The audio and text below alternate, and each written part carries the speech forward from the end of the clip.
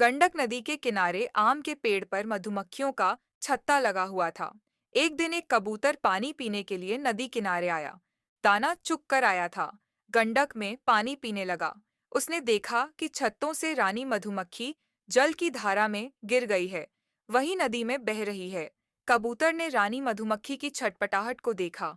उसका हृदय करुणा से भर उठा। वह व्याकुल हो गया। उसने चारों ओर दृष्टि डाली। एक सूखा पत्ता नजर आया। उसने कुछ सोचा। वह चोंच में पत्ता लेकर उड़ता हुआ रानी मधुमक्खी के पास पहुंचा। पत्ते को गिरा दिया। धारा में बहती रानी मक्खी को पत्ते का सहारा मिला। वह पत्ते पर चढ़ गई। उड़ते हुए कबूतर को खुशी हुई। उसे लगा कि अब मधुमक्खी की जान बच गई। किसी को दुख या संकट में सहायता करना ही धर्म है। 2 क्षण के बाद देखा कि पत्ता तो किनारे नहीं लग रहा है। मधुमक्खी भी नहीं उड़ पा रही है। वह चुपचाप पड़ी है। अभी संकट पूर्ण रूप से टला नहीं है। उसने फिर कुछ सोचा और वह नीचे उतरा। उसने पत्ते को किनारे की ओर करने की चेष्टा की। धीरे धीरे पत्ता किनारे आ लगा। पत्ते का बहना रुक गया, पर मधुमक्खी पड़ी हुई थी। कबूतर ने 2 क्षण प्रतीक्षा की। हवा लगने से पंख का पानी सूख गया। रानी मधुमक्खी हिलने डुलने लगी। कबूतर को संतोष हुआ। उसने देखा कि मधुमक्खी उड़कर छत्ते पर पहुंच गई। रानी मधुमक्खी को पाकर मधुमक्खियां प्रसन्न हुई। कबूतर भी प्रसन्न भाव से पास के पेड़ पर जाकर बैठ गया। कबूतर का जोड़ा पास के पेड़ पर आ गया। वहीं दोनों रहने लगे। मधुमक्खियों ने उनका स्वागत किया।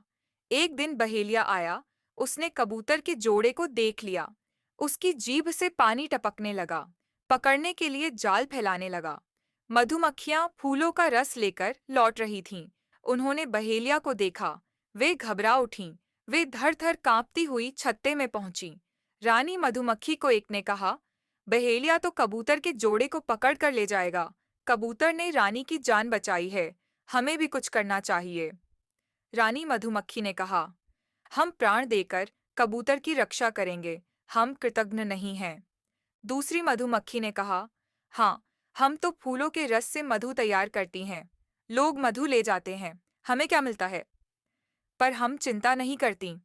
रानी ने कबूतर को बहेलिया से रक्षा के लिए उपाय बताया। बहुत सी मधुमक्खियां उड़ चलीं। वे बहेलिया पर टूट पड़ीं। बहेलिया के होश उड़ गए। वे उसके शरीर पर जहां तहां काट कर मंडराने लगीं। बहेलिया को नानी की याद आने लगी। यमदूत के समान मधुमक्खियां घेर कर चेतावनी दे रही थीं। बहेलिया ने समझ लिया कि यहाँ दाल नहीं गलेगी। डंक से सारा शरीर खुजला रहा था। वह डर के मारे 9-2-11 हो गया। कबूतर ने देखा कि बहेलिया भाग रहा है। मधुमक्खियां पीछा कर रही हैं। उसका भय खत्म हुआ। उसने रानी मधुमक्खी के पास जाकर धन्यवाद दिया। रानी ने कहा, धन्यवाद किस लिए, कबूतर भाई? हम तो वन उपवन के जीव हैं। आपस में मिलकर रहेंगे तभी जी सकेंगे। कबूतर ने उत्तर दिया, ठीक कहती हो रानी मधुमक्खी। दया धर्म का उपदेश देने वाला मानव दिन रात हमारे शिकार के लिए दौड़ धूप करता रहता है। रानी ने बताया, पाखंडियों से सावधान रहो, परोपकार को धर्म मानो।